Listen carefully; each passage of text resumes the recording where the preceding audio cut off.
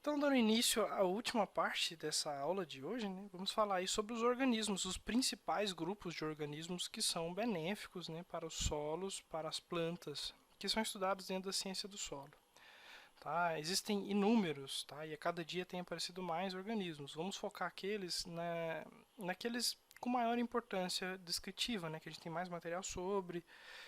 Esses organismos são melhor estudados na disciplina de microbiologia agrícola. Tá? Então hoje é só uma questão introdutória mesmo, para vocês saberem da existência deles.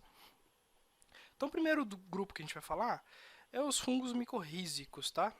Eles são a primeira associação simbiótica entre plantas e fungos, tá, do reino vegetal. A gente tem outras associações simbióticas entre organismos mais antigas, né, como os líquens. Isso é visto em registros fósseis. Tá?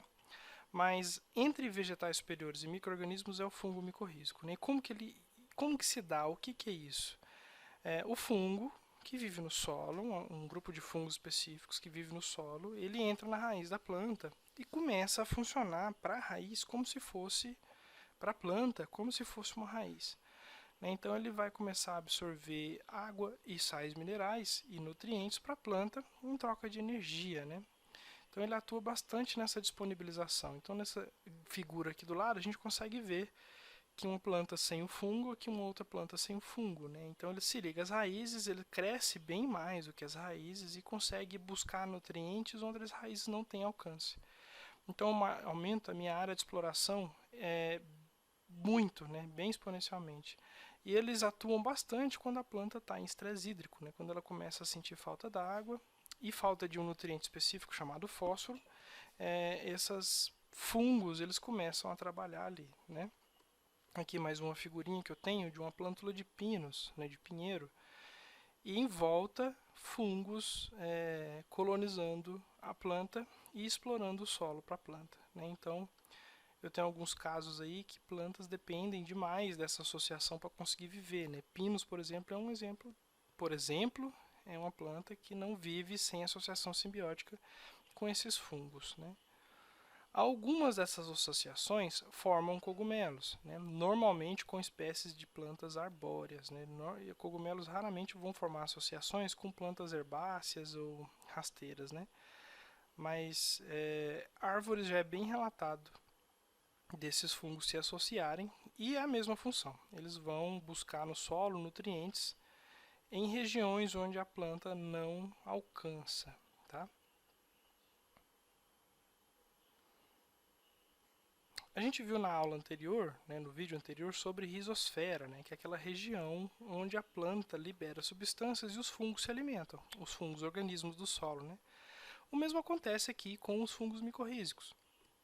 Eles se ligam a raízes e começam a absorver para a planta, eles começam a funcionar como uma extensão da raiz. Logo, tudo que a planta libera, o fungo acaba liberando por ela também. E isso vai atrair mais bactérias e fungos para essa região. Só que, como não é planta, a gente não chama de rizosfera. Como é um fungo, a gente chama de micorrizosfera. Mas é pura diferença de nomenclatura. A função é a mesma. Então eu tenho aqui uma raiz de planta, né? Em volta dela eu tenho a rizosfera, que é aquela região onde as bactérias adoram ficar, bactérias e outros fungos. Quando essa planta está micorrizada por um fungo micorrízico, essa minha rizosfera também aumenta, né, a minha área de influência das plantas. Um segundo grupo de interesse que a gente tem é as fixadoras de nitrogênio. Dessa vez são bactérias, diferente dos fungos, são organismos unicelulares, procariotos, tá? Que fazem o que nessa situação? Elas se ligam às plantas e pegam o nitrogênio, que é do ar, e dá para a planta. Né? O nitrogênio é um nutriente super problemático. Atualmente a gente fornece ele como ureia, por exemplo, às plantas, né, onde tem 45% do nitrogênio disponível, mas é um nutriente caro, é um nutriente problemático, vou ter que pagar frete, é um nutriente que se perde muito fácil por volatilização e lixiviação, então tem um desperdício muito grande. E ele tem um custo, né? Custo financeiro que não existe quando eu uso bactérias fixadoras. elas vão se ligar às plantas e vão dar nitrogênio para ela, né? E a planta, em troca, vai dar ATP para a bactéria. Então a gente consegue adubar a planta com nitrogênio sem precisar gastar 1 grama de adubo químico. Então, além de ser economicamente viável, é ecologicamente sustentável, porque esses adubos eles são problemáticos do ponto de vista de contaminação, né? Os nitratos, por exemplo, eles contaminam tanto os lençol freático quanto se transformam em gases emissores, gases causadores do efeito estufa quando se volatilizam. Então, a utilização dessa tecnologia é fundamental aí para redução de custos e aumento de produção. A gente está vendo aqui, ó, como é que funciona basicamente a química disso, né? Esse nitrogênio do ar, o N2, ele é quebrado em NH3 e é absorvido pela planta e metabolizado. Quem faz isso é as bactérias. A planta não consegue fazer essa transformação, né? Cerca de 600 quilos por hectare de nitrogênio são assimilados pela fixação biológica, né? 90% das plantas da família da leguminosa têm a capacidade de fazer essa associação. Hoje a gente trabalha bastante com esse gênero aqui, Azospirillum, para outros tipos de plantas, né? A gente está muito acostumado a trabalhar com leguminosas e rhizóbios, que já têm uma tecnologia super estabelecida. Mas para gramíneas e outras plantas, essa bactéria aqui tem ganhado bastante espaço, porque além de fornecer o nitrogênio que a planta precisa, ela consegue dar fito-hormônios também, né? Ela consegue estimular a produção de raízes, ela consegue estimular o crescimento da planta, traz outros benefícios que não só a fixação. Tanto que alguns trabalhos em leguminosas utilizam essas duas bactérias ao mesmo tempo, né? Eu tenho resultados bem mais eficientes e melhores nessa situação. Então a planta, ela precisa nessa situação estar com necessidade de bactérias, né? Necessidade de nitrogênio para ela começar a pedir, a bactéria se aproxima, gera esse túbulo de infecção e cresce dentro do córtex da raiz formando um nódulo, que é esse carocinho aqui, ó. Esse nódulo ali, a bactéria vive ali dentro e fixa nitrogênio para a planta, tá? Aqui a gente tem um trabalho de Zille de 2008 que mostra a eficiência em produção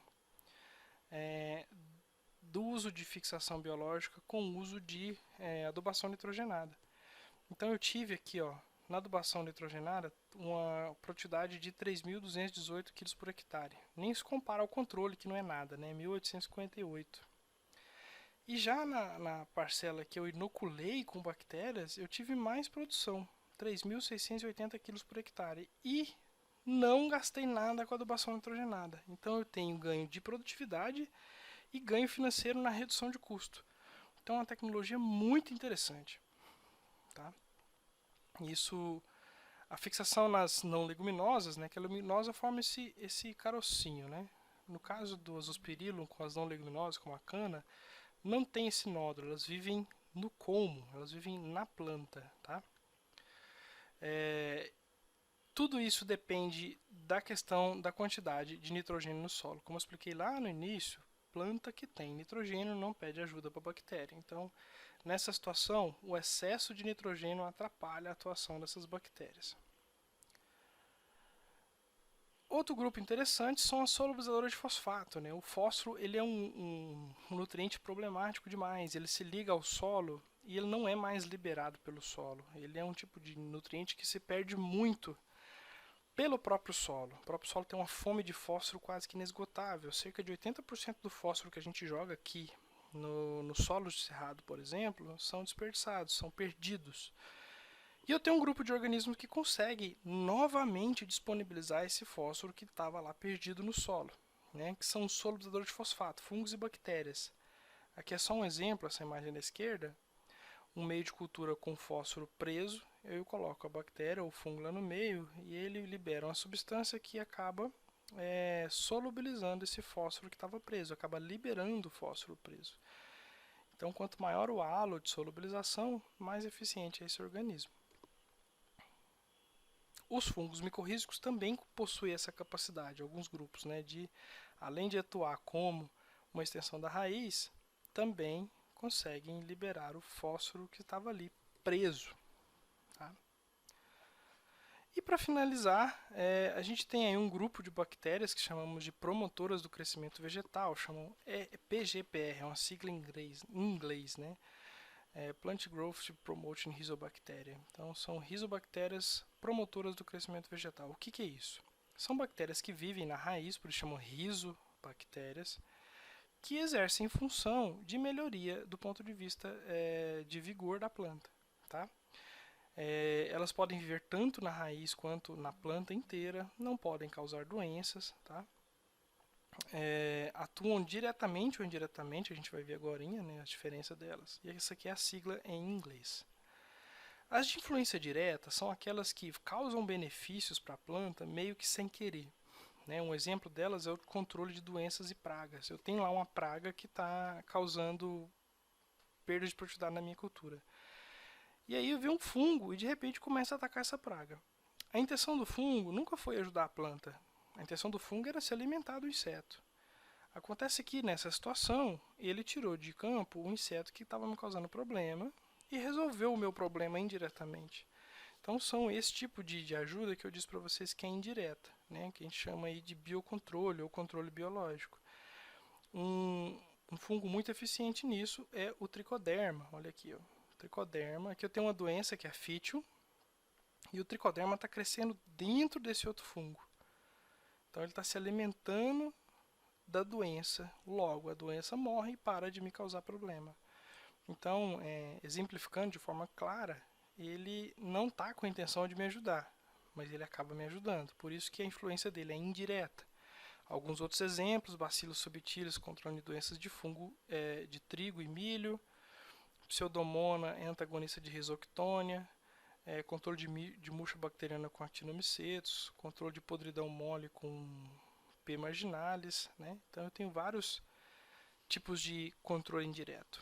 Outra interessante é a produção de antibióticos. Alguns organismos simplesmente liberam substâncias antibióticas, como é o caso do penicillium, que faz a penicilina. Não é a intenção dele liberar para ajudar a planta, ele simplesmente libera. Ele está vivendo e liberando antibióticos. E antibiótico faz o quê? Mata a bactéria. Então, perto desses organismos não crescem outros tipos. Perto do fungo penicillium não cresce bactéria. E isso, quando essa bactéria que está sendo prejudicada pelo penicillium, por exemplo, é uma bactéria patogênica, eu acabo tendo um controle aí de doenças pela ação dos micro-organismos. Outro tipo de influência indireta é a competição por alimento. Às vezes eu tenho um fusário, que é uma doença, um exemplo aqui, né, Pseudomonas. Fusário causa doença, Pseudomonas não. As duas têm competição por íons de ferro. Então, se eu estou numa condição onde eu tenho pouco ferro no solo, elas vão sair no tapa e a severidade da minha doença pode diminuir por conta da presença de um concorrente. Tá? Indução de resistência seria uma espécie de vacinação. Não é certo esse nome porque plantas não têm sistema imunológico. Tá? Mas, quando uma planta minha, quando está com Pseudomonas pútida, eu inoculo ela numa planta. Quando eu tenho o ataque de uma doença, como coletótrico, esse ataque tem menos severidade, porque a planta meio que sente a presença de Pseudomonas, já se prepara para o ataque. Quando vem um ataque de verdade, ela já está preparada. Né? Então seria uma espécie de indução de resistência. De influência direta, né, temos aí a absorção de nutrientes, como é o caso dos fungos micorrízicos, né, como é o caso das próprias fixadoras de nitrogênio. Esses casos, o organismo ele tem a intenção direta de ajudar a planta. Em troca de quê? Em troca de ajuda mútua. Né? Um processo simbiótico. Então, tem organismos que atuam na absorção de nutrientes, estrutura de solo, produção de fitohormônios, antibióticos. Tá? Então, a gente já falou, por exemplo, da fixação biológica de nitrogênio, solubilização de fosfato. Tudo isso são organismos de influência direta. Né? Então, a bactéria fixadora ela quer ajudar a planta para ganhar alguma coisa em troca.